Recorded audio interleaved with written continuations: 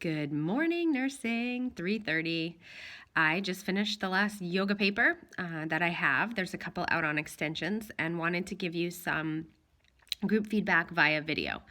So this is the way I've done it for 5 years, and it works really well. So my intention is to have you feel like you get solid feedback. I was scarred by my nursing school experience. I am not a strong writer, and oftentimes instructors would just stick a B on there, and I didn't understand why I earned a B when all my friends got A's. I understand very clearly now. but so I want you to have the feedback both on your paper and verbally from me so that you can grow as a writer. That's the point, right? So one of the expectations of graduation, one of the outcomes is that you can write a professional paper that is, readable and possibly publishable. And meets the criteria of what a professional nursing paper should be. So that's my job, is to help shape that skill, whether you arrived with it or whether you have a lot of growth to get to it. So I really actually love doing this because of my own experience and because my intention is really to help you be better writers, and I wish somebody had done that for me. I really needed it.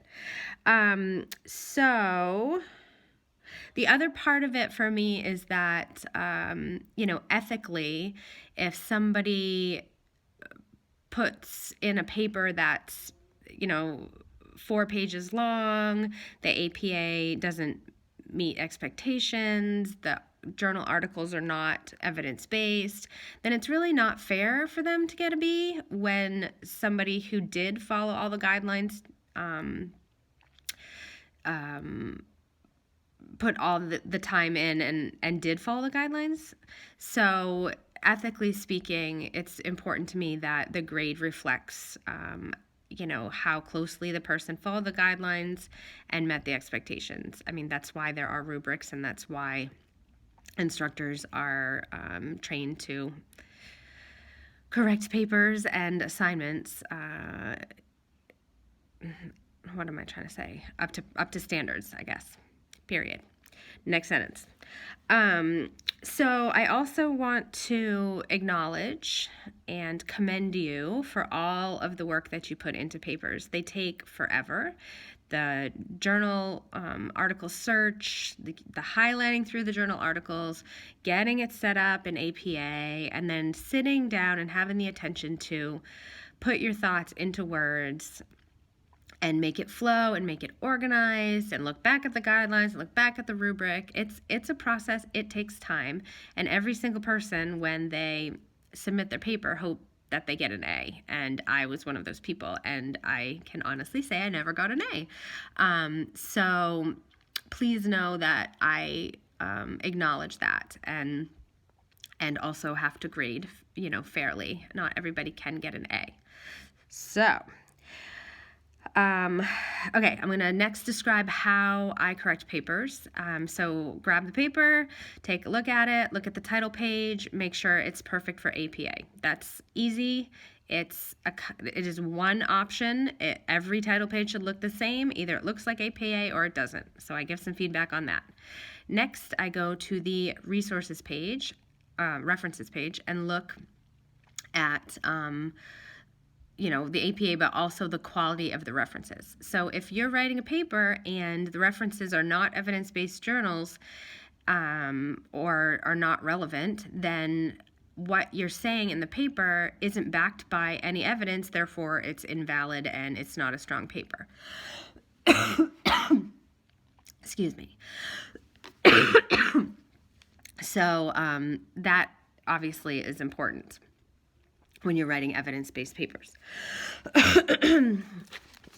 What I want you to picture me as is a friendly editor. So as you read the feedback, I am sitting next to you, we're goofing around, having some coffee or some tea, and I'm like, okay, take this out. Okay, you should rephrase that. Okay, APA needs help here. So I go through and I literally identify everything that I see, but I could imagine if I was looking at all the comments that I make, if I was in your shoes looking at the comments that are made on my paper, I would be like, oh, she really picked my paper apart. Not the intention. The intention is for me to highlight all the things that I see so that you could fix them and then submit it to be published. So please remember that I am the friendly editor, just sitting next to you, and maybe you even paid me. You wanted this advice. You wanted this feedback. So I am your friendly paid editor. You paid a lot of money for me to pick up every single thing I possibly could, so that your paper would be absolutely a perfect paper for your submission to your first journal. Okay? Okay. So then I start making my way through the paper, and it is a recipe, writing papers, right? So step 1, introductory paragraph. It should explain every single thing that's going to be in the paper without going into it, and be concise, and that's it. Next paragraph, start going into it. So review of your literature. Or maybe you need to introduce a topic. So introduce the topic of yoga, or introduce the topic of your whatever health issue you're looking into.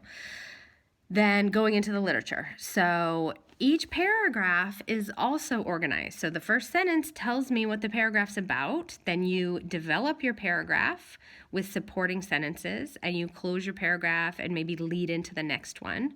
So it's a very organized process. And then you go throughout the paper.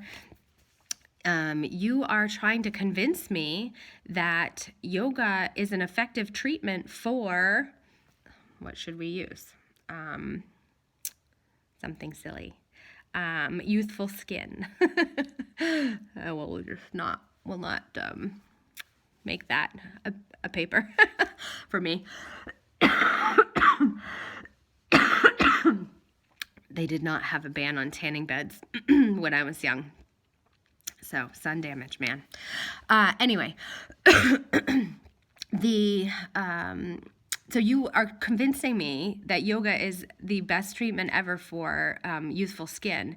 And so every paragraph is going to say something about yoga and say something about youthful skin, not veer off on talk about, pranayama and how it helps people's lungs.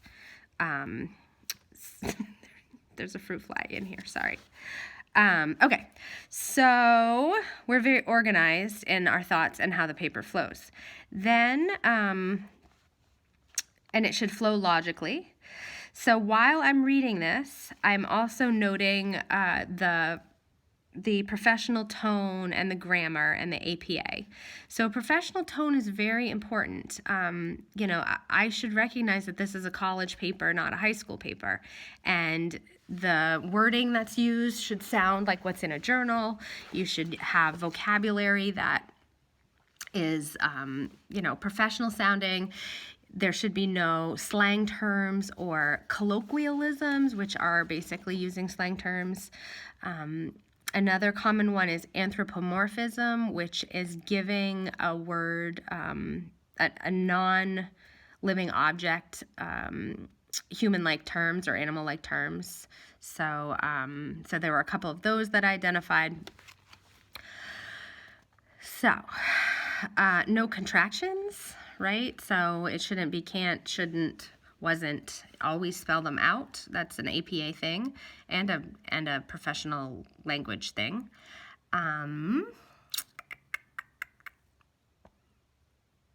Okay, and then quoting. So in professional papers, for the most part, it's 100% paraphrasing, not quoting. So you read the article, it synthesizes through your brain, you write the paragraph, and then you quote every single thing that is not your own original thought and cite the source. And so with citations and references, you have to remember that every single thing that is not your own thought or common knowledge needs to have a source. So there was quite a bit of plagiarism in some of these papers. And I know that it's unintentional, that you read an article and you're, relaying the evidence that you find in it. But if 3 or 4 of those sentences are not cited, then that's 100% plagiarism, because those are not your ideas and they are not cited. The other thing that happens a lot is generalizations. So all yoga practitioners experience healthy skin. Well, who says that?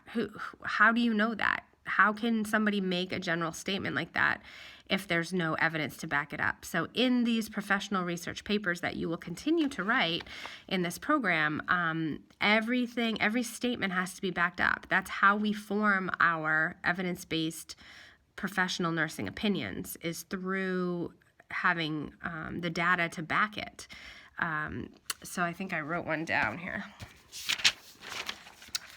People with depression have less desire for exercise, just as a general statement. Maybe that's true, but we have to have it,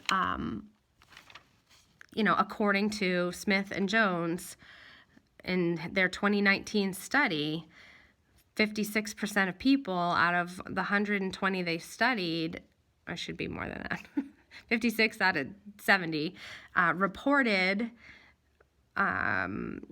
or scored higher on their depression scale